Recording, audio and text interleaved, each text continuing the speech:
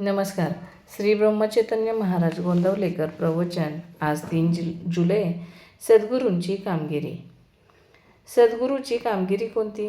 आरशावर धूळ पडलेली असते ती बाजूला सारायला सद्गुरू सांगतात.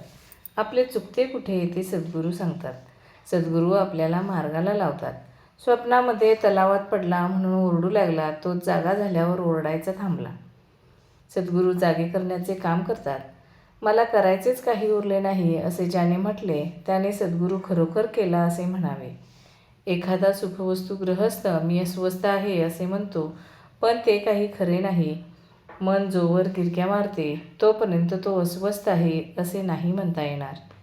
शिष्याच्या भावनाच गुरुला गुरुपद देतात. जो शरण जातो त्याचा कार्यभार सद्गुरू उचलतो. ज्याची दृष्टी नामरूप झाली तो खरा गुरु. जे चिरकाल टिकते ते गुरुपद समजावे. खरोखर सद्गुरू म्हणजे मूर्तिमंत नामच होय. गुरुने सांगितलेले अक्षरशः पाळणे हेच खरे साधन. संत कुणालाही देहाने कायमचे लाभले नाहीत. संतांना भगवंताचा जो ध्यास असतो तो महत्त्वाचा आहे. पुष्कळांना संतांची गाठ पडते, परंतु सत्संगतीचे महत्त्व न कळल्यामुळे बहुतेकांना त्यापासून जो व्हायला पाहिजे तो फायदा होत नाही. आपली जी कर्तव्ये ठरली आहेत ती आपण बरोबर करावीत.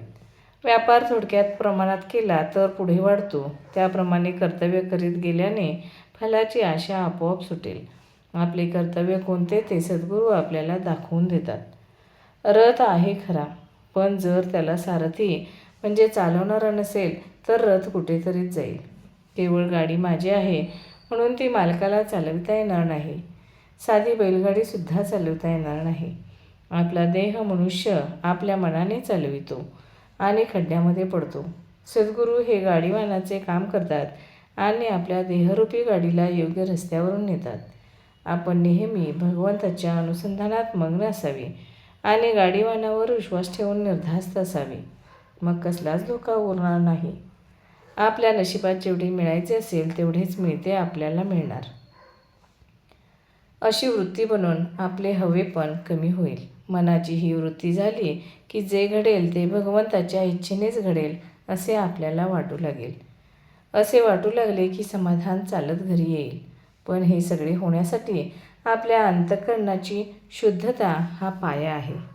संत चरणी विश्वास, संत चरणी विश्वास त्याने भगवंत जोडला खास. धन्यवाद.